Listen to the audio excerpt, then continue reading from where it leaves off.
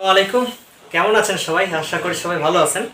আলহামদুলিল্লাহ, আমিও ভালো আছি। তো আজকে আমরা কোষ বিভাজনের লেকচার নাম্বার 2-তে চলে এসেছি এবং আজকে আমরা খুবই গুরুত্বপূর্ণ কয়েকটি টপিকস নিয়ে আলোচনা করব। তোমরা হয়তো বা দেখতে পাচ্ছ যে কি কি টপিকস নিয়ে আজকে আমরা আলোচনা করব। তো আমরা যে টপিকস নিয়ে আজকে আলোচনা করব, মাইটোসিস, অ্যামাইটোসিস এবং মায়োসিস, এই যে তিনটা কোষ বিভাজন প্রক্রিয়া রয়েছে, এই তিনটা কোষ বিভাজনের আমরা বেসিক নিয়ে আলোচনা করব। ওকে, আজকে শুধু বেসিক নিয়ে আলোচনা করব, তারপরে ধীরে ধীরে আমরা সেগুলো ডিপলি বা বিস্তারিত আমরা বোঝার চেষ্টা করবো ইনশাল্লাহ। তো দেখো, আজকে প্রথমেই আমরা চলে যাই মাইটোসিসে। মাইটোসিস এই শব্দটাকে আমরা যদি ভাঙি, মাইটোসিস এই শব্দটাকে ভাঙলে আমরা পাচ্ছি দুইটা শব্দাংশ, একটা হচ্ছে মাইটোস এবং একটা হচ্ছে ওসিস। তো দেখো, এই যে মাইটোস, এই শব্দটার অর্থ হচ্ছে স্পিন্ডল তন্তু বা সুতা। এটার অর্থ হচ্ছে সুতা। তো বায়োলজিতে সুতা বলতে কোনো শব্দ নেই। এই সুতাটাকে বায়োলজিতে বলা হয় স্পিন্ডল তন্তু। কি বলা হয়? স্পিন্ডল তন্তু। এবং ওসিস মানে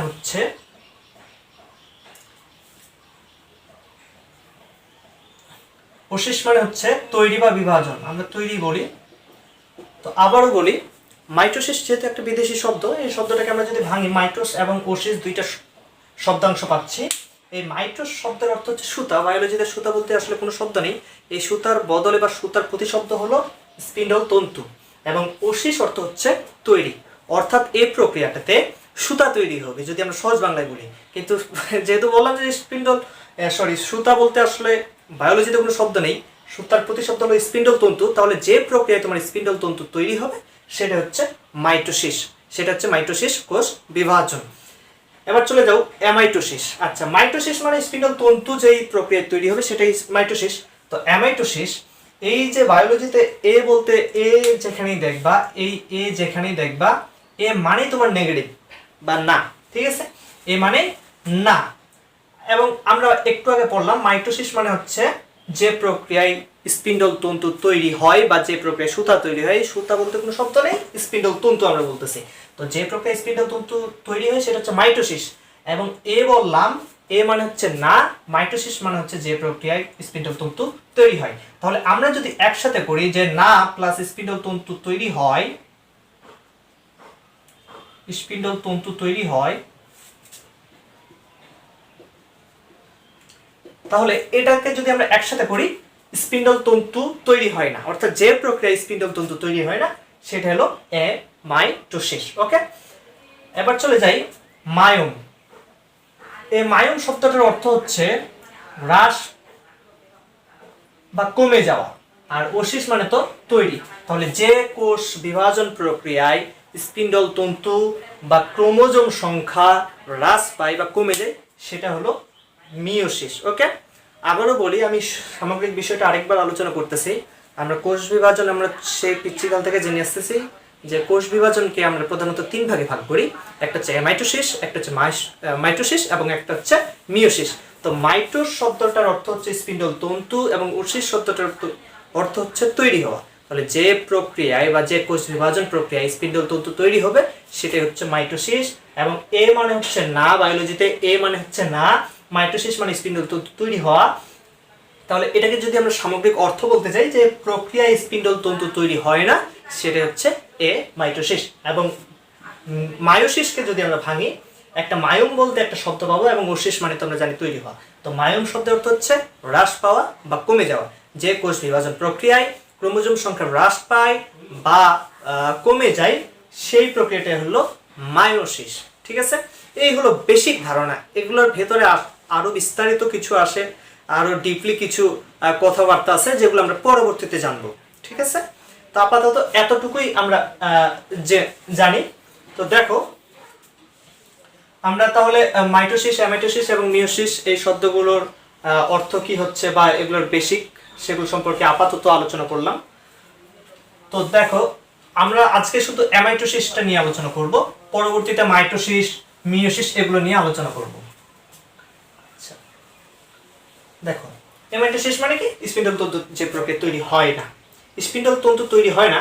এই যে অ্যামাইটোসিস, এটা সবচেয়ে সহজ একটা প্রক্রিয়ার নাম। কোষ বিভাজন যতগুলো প্রক্রিয়া, যে 3টা প্রক্রিয়া রয়েছে, এই 3টা প্রক্রিয়ার মধ্যে সবচেয়ে সহজ কোষ বিভাজন প্রক্রিয়া হচ্ছে মাইটোসিস। এখানে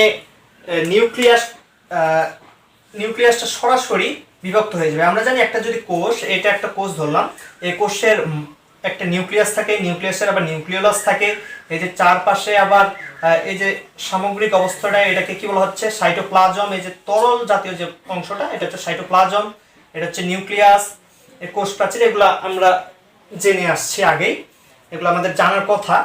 তো এই যে নিউক্লিয়াসটা, এটা সরাসরি বিভক্ত হয়ে যাবে, একটা নিউক্লিয়াস থেকে 2টা নিউক্লিয়াস তৈরি হয়ে যাবে। এই যে সাইটোপ্লাজমটা, এটা সরাসরি কোনো জটিল প্রক্রিয়া ছাড়াই এই সাইটোপ্লাজমটাও বিভক্ত হয়ে যাবে, অর্থাৎ একটা কোষ থেকে 2টা কোষের সৃষ্টি হবে, একটা নিউক্লিয়াস থেকে 2টা নিউক্লিয়াসের সৃষ্টি হবে। এই যে সাইটোপ্লাজমটা, এটাও একটা ভাগ হয়ে গেল আর একটা ভাগ হয়ে গেল, অর্থাৎ একটা সাইটোপ্লাজম এখানে বিভক্ত হয়ে গেল, আবার নিউক্লিয়াসটাও বিভক্ত হয়ে গেল। অ্যামাইটোসিস প্রক্রিয়াটা আবার দেখো, ঠিক ওই যে কোষটা, এই যে নিউক্লিয়াসটা দেখো আস্তে আস্তে বৃদ্ধি পাচ্ছে, কিভাবে বিভক্ত হচ্ছে আমরা সেটা দেখতেছি।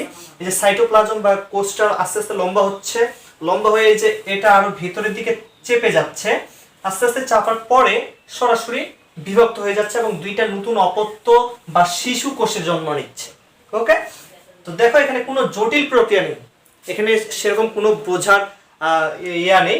এটা সহজে বোঝা যায় যে কোষ বিভাজন প্রক্রিয়াটা খুবই সহজ এবং সরাসরি সাইটোপ্লাজম এবং নিউক্লিয়াসটা বিভক্ত হয়ে 2টি নতুন কোষের সৃষ্টি করে, সেটা হচ্ছে অ্যামাইটোসিস।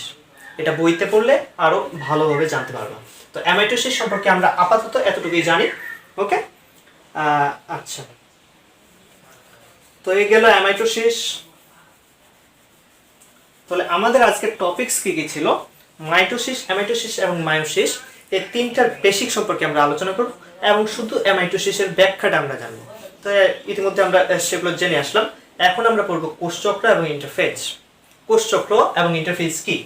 দেখো একটা বিষয়, একটা কন্যা সন্তান জন্ম নেওয়ার পরে 14 থেকে 15 বছর সময় লাগে তাকে পরিপক্ক হতে, বা তাকে সন্তান গর্ভধারণের জন্য তার 14 থেকে 15 বছর পর্যন্ত তাকে একটা প্রস্তুতি নিতে হয়, বা 15 বছর পর্যন্ত তার একটা শরীরের বিকাশ ঘটে, তারপরে সে কিন্তু সন্তান জন্মদানের জন্য প্রস্তুতি নিতে পারে, বা সন্তান জন্মদানের জন্য সে একজন পারফেক্ট নারী হিসেবে বিবেচিত হয়। কিন্তু 14-15 বছরের আগে কিন্তু তা হয় না, অর্থাৎ 14-15 বছর পর্যন্ত তাকে শুধু তৈরি হতেই লাগছে বা পরিপক্ক হতেই লাগছে, তারপরে সে সন্তান জন্মধারণের জন্য সক্ষম হবে।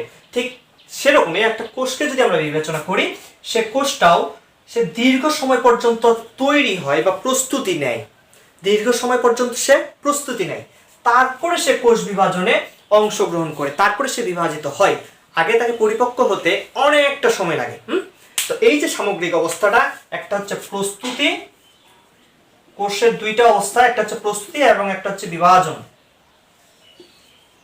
একটা দীর্ঘ সময় ধরে সে প্রস্তুতি নেয় এবং কিছু অল্প সময়ের মধ্যে সে বিভাজিত হয়ে যায়। যেমন একটা নারীর সাথে আমরা তুলনা করলাম, সে 14-15 বছর পর্যন্ত শুধু প্রস্তুতি নেয় এবং কয়েক মাসের মধ্যে সে একটা কি সন্তান জন্মধারণ করতে পারে বা সন্তান জন্মদান করে। ঠিক সেরকমই একটা কোষ প্রস্তুতি নেয় অনেক দীর্ঘ সময়, বিভাজিত হয় খুব অল্প সময়ের মধ্যে। ঠিক আছে, এই যে সামগ্রিক অবস্থাটা, প্রস্তুতি এবং বিভাজন, এই সামগ্রিক অবস্থাটাকে বলা হচ্ছে, বা এই 2টা অবস্থাকে একসাথে বলা হয় কোষ চক্র। এটাকে কি বলে?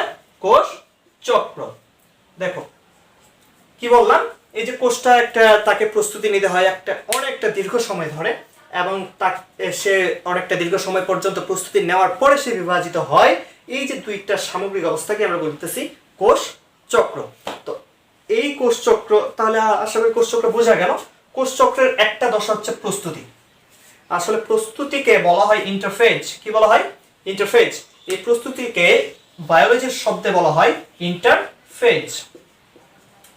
আমরা এখন ইন্টারফেজ নিয়ে আলোচনা করব। ইন্টারফেজ নিয়ে আলোচনা করব আমরা। তো কোষচক্র আশা করি বুঝতে পারছো। যদি সমস্যা হয় কমেন্টে অবশ্যই জানাবা। তো কোষচক্র আমরা পড়লাম, কোষচক্রের একটা দশা বা একটা মুহূর্ত যেটাকে বলা হয় প্রস্তুতি দশা বা ইন্টারফেজ, সেই ইন্টারফেজ নিয়ে আজকে আলোচনা করব। দেখো এই ইন্টারফেজকে আবার 3 ভাগে ভাগ করা হয়। একটা হচ্ছে G1 দশা, বা সে যে প্রস্তুতি নেয় সে প্রস্তুত হইতে তিনটা স্টেপ তাকে পার করতে হয়। একটা হচ্ছে জীবান দশা, একটা হচ্ছে সাইক্লিন দশা, আর একটা হচ্ছে G2 দশা, বা এটা সিনথেসিস দশা বলো, অ্যাশ দশা। এটা তোমরা হয়তো বা জেনে আসছো, আগে G1 হয়, তারপরে অ্যাশ হয়, তারপরে G2 হয়। আজকে আমরা শুধু G1 সম্পর্কে আলোচনা করবো। আমাদের লাস্ট টপিক হচ্ছে G1 দশা।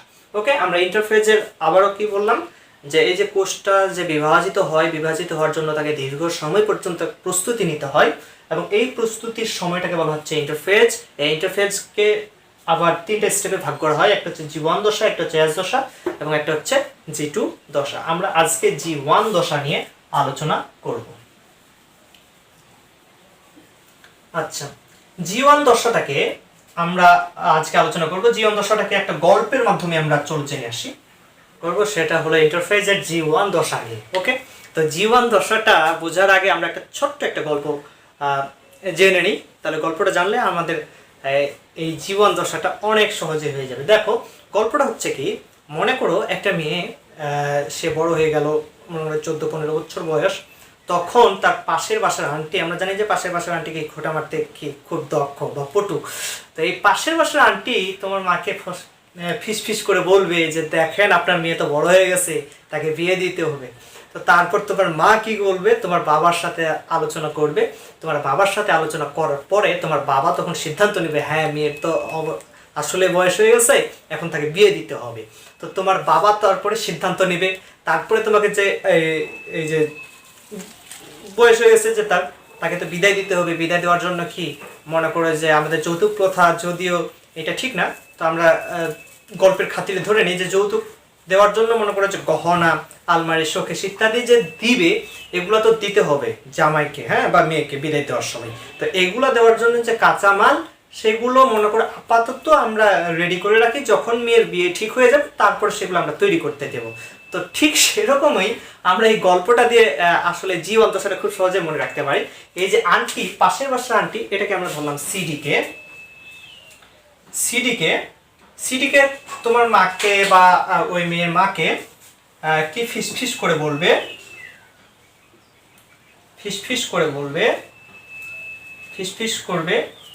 হ্যাঁ। তারপরে তোমার মা আবার তোমার আব্বার সাথে কথা বলবে, বা ওই মেয়ে ওর আব্বার সাথে কথা বলবে।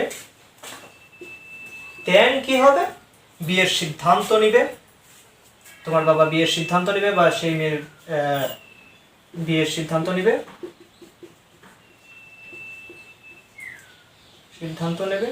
অ্যান্ড দেন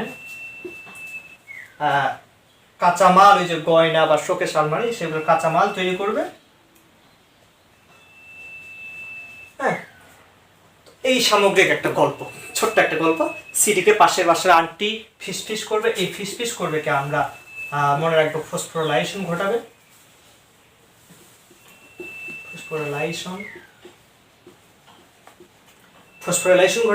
এই বাবাকে আমরা ধরলাম আপাতত সাইক্লিন প্রোটিন।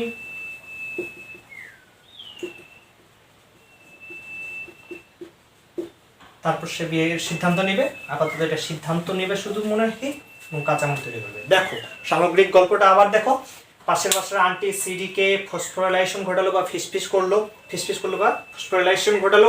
ফসফোরাইলেশনের পরে সে তোমার বাবাকে জানালো, তোমার বাবা তারপরে সেই বাবাটাকে সাইক্লিন প্রোটিন, এই সাইক্লিন প্রোটিন তারপরে সিদ্ধান্ত নেবে যে কোষ বিভাজন হতে হবে কিনা বা বিয়ে দিতে হবে কিনা। তো এই যে সামগ্রিক সিদ্ধান্তটাকে নেবে সাইক্লিন প্রোটিন, এবং দেন সাইক্লিন প্রোটিন কাঁচামাল তৈরি করবে। এই হলো G1 দশা। আরেকবার বলি, সিডিকে ফসফোরাইলেশন ঘটাবে, ফসফোরাইলেশন করার পরে এই যে বাবা বা সিডিকে, এই সিডিকে বা সাইক্লিন প্রোটিন, এই সাইক্লিন প্রোটিন সিদ্ধান্ত নেবে যে কোষটা বিভাজন হতে হবে কিনা, এন্ড দেন এই যে কোষ বিভাজনের জন্য যে কাঁচামাল দরকার সেগুলো তৈরি হবে, বা সেগুলো তৈরি করবে কে, এই যে সাইক্লিন প্রোটিন। তো এই হলো G1 দশা। আশা করি G1 দশাটা তোমরা বুঝতে পারছো। তো আজকে এখান পর্যন্ত, এবং যারা তোমরা পূর্বের লেকচারটি দেখো নাই, আমাদের ডিসক্রিপশন বক্সে পূর্বের লেকচারের লিঙ্ক দেওয়া আছে, তোমরা চাইলে সেই লেকচারটি দেখে নিতে পারো, তাহলে আরো সহজ হবে। তো আশা করি সবাই বুঝতে পারছো, এবং যদি কোনো ভুল ত্রুটি থেকে থাকে বা কোনো গ্যাপ থেকে থাকে অবশ্যই কমেন্ট বক্সে